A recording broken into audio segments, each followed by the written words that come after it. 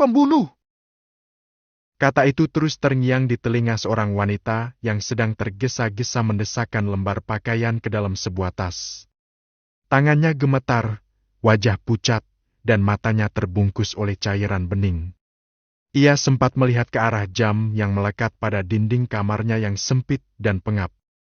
Tak memiliki banyak waktu, ia kembali memasukkan barang-barang lain, memastikan bahwa dirinya tak meninggalkan jejak sedikit pun.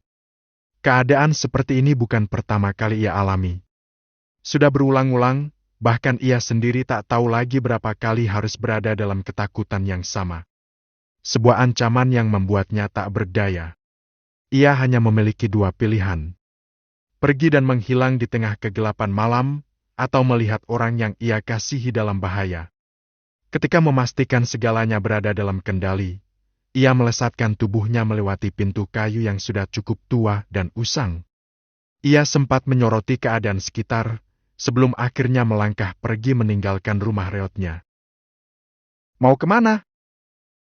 Suara berat yang tiba-tiba menyapu indera pendengaran itu membuat langkahnya terhenti.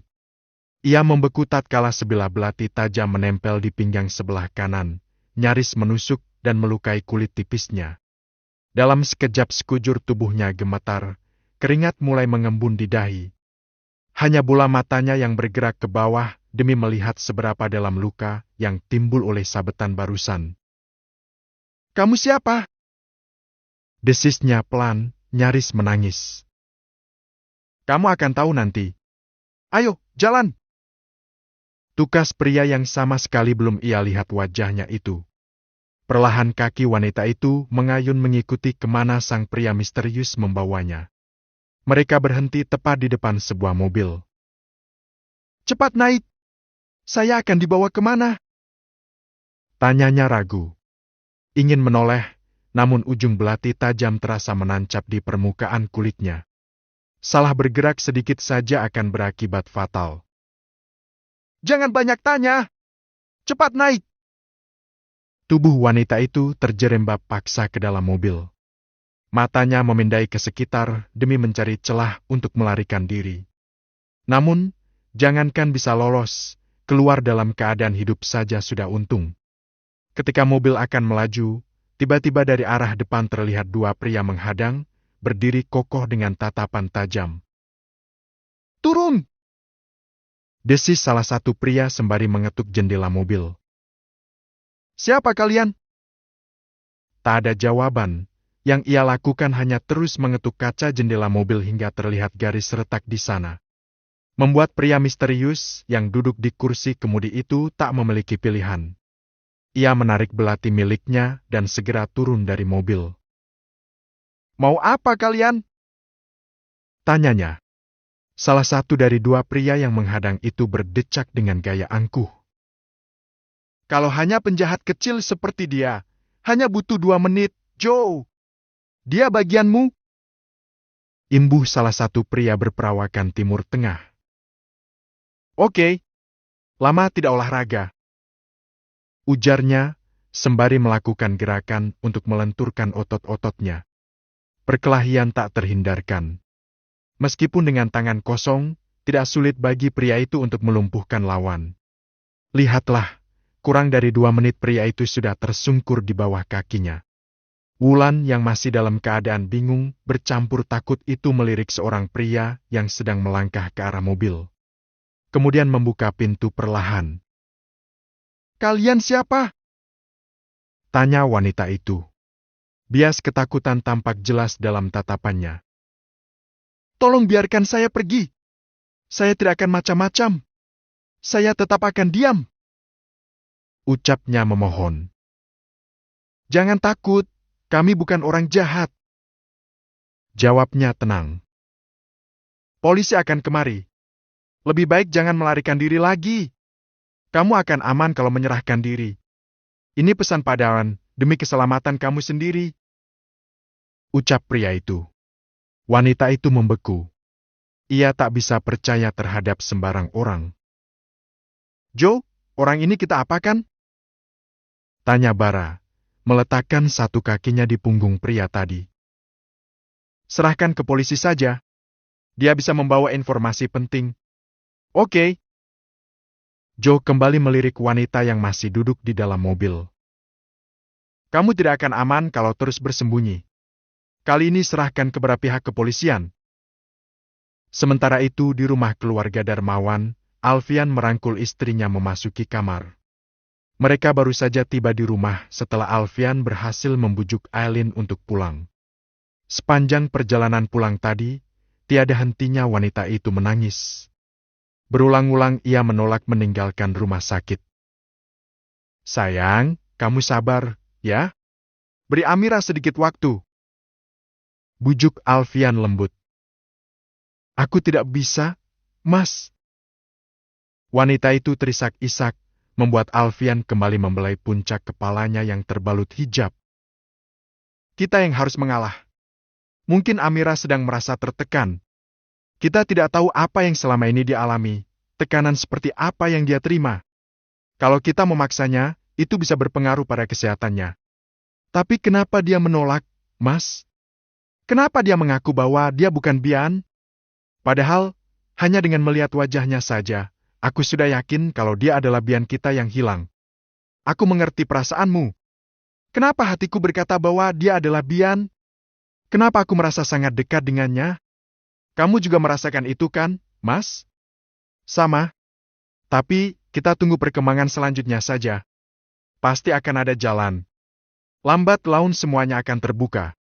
Kalaupun dia bukan Bian, kita akan tetap menganggapnya sebagai anak. Tak ada jawaban dari wanita itu. Yang ia lakukan hanya menangis dalam pelukan suaminya. Pemandangan yang sama pun terjadi di rumah sakit. Melati menyeka air mata setelah sebelumnya sempat memeriksa keadaan Amira. Kini, ia sedang duduk bersama suaminya di depan ruangan. Amira sudah lebih tenang? Tanya Darren. Iya, Mas. Kasihan Amira. Dia terlihat sangat syok. Hati mana yang akan kuat menghadapi keadaan seperti ini? Darren menyandarkan punggungnya. Mas, bagaimana kalau apa yang dikatakan Amira tadi benar? Bagaimana kalau dia memang anak kandung Wulan? Bukankah itu artinya Amira dan Erlan adalah... Ucapan wanita itu terpotong. Ia tak sanggup melanjutkan. Mel, kamu percaya dengan ucapan Amira tadi? Sudut mata Darren berkerut tipis. Semuanya bisa saja terjadi kan, Mas? Wulan mengasuh Erlan selama 4 tahun. Tatapan Melati menerawang. Pembunuhan Mas Salman terjadi beberapa tahun setelah Wulan diusir, dan selama beberapa tahun itu kita tidak tahu kehidupan Wulan seperti apa. Setelah diusir, dia bisa saja menikah dan punya anak, kan? Jadi untuk apa dia kembali? Apa hanya untuk membunuh Mas Salman? Melati menggeleng. Sampai sekarang aku tidak yakin kalau Wulan yang melakukannya. Aku juga merasa seperti itu. Lalu bagaimana dengan Amira dan Erlan? Apa yang akan terjadi dengan mereka, Mas? Darren menggeleng diiringi hela napas panjang.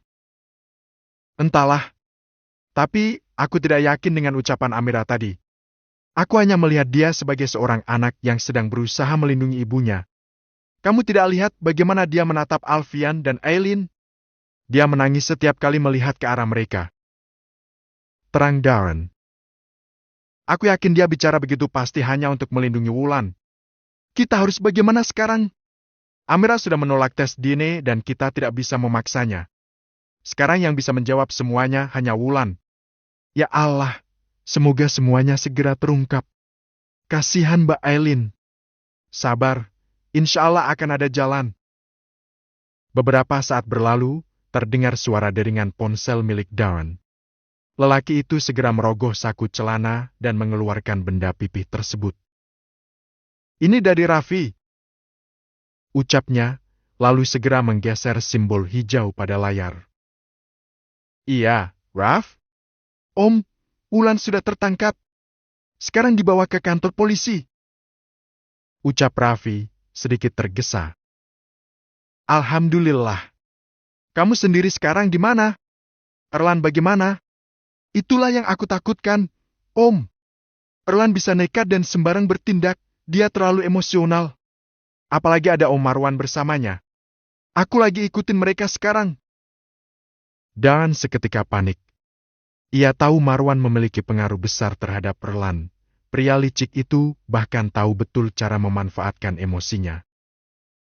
Ini tidak bisa dibiarkan. Desis Darren geram. Raffi, terus awasi Erlan. Kabari perkembangan apapun. Baik, Om. Panggilan berakhir bersamaan dengan hela napas panjang Darren. Ada apa, Mas? Tanya Melati, melihat suaminya panik. Wulan sudah tertangkap. Masalahnya sekarang Erlan sedang bersama Marwan dan aku takut dia menghasut Erlan untuk melakukan hal-hal di luar batas. Darren tampak frustrasi. Astagfirullah, kita harus bagaimana sekarang, Mas? Kita harus ke kantor polisi. Ucap Darren. Aku akan hubungi Alfian dulu supaya dia bisa menyusul. Tanpa mereka sadari, Amira sedang berdiri di dekat pintu dan mendengar pembicaraan mereka. Ia mengintip melalui celah pintu dengan menggenggam botol cairan infus. Tubuh lemah itu luruh ke lantai, ia terisak.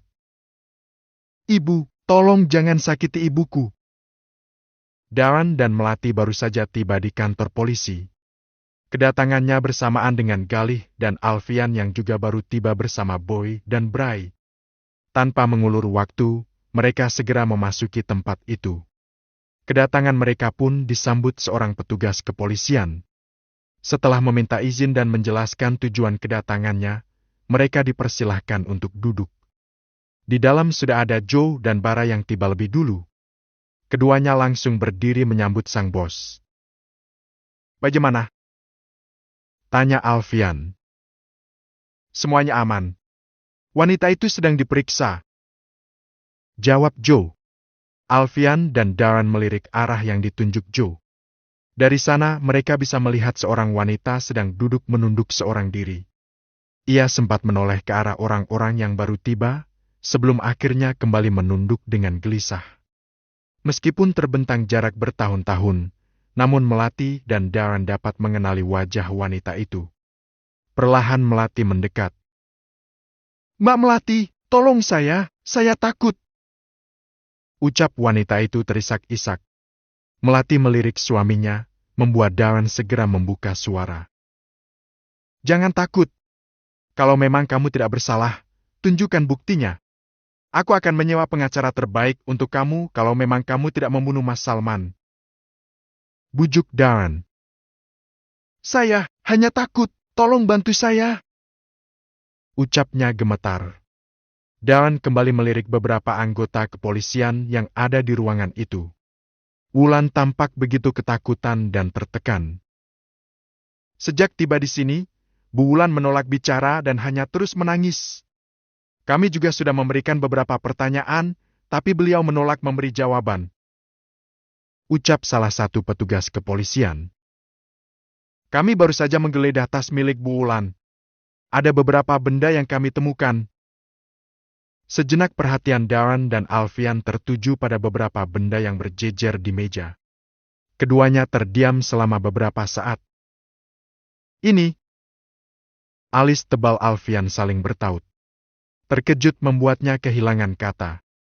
Di antara deretan benda yang dikeluarkan dari tas milik Wulan, ada KTP lama miliknya yang hilang beberapa tahun lalu, namun bukan itu yang menjadi pusat perhatian Alfian. Melainkan sebuah gelang yang tergeletak di meja yang membuat sekujur tubuhnya gemetar. Tangannya terulur meraih benda kecil tersebut dengan air mata yang tiba-tiba menetes. Ini gelang anakku. Ini gelang milik Bian. Apa ini artinya Amira benar-benar adalah...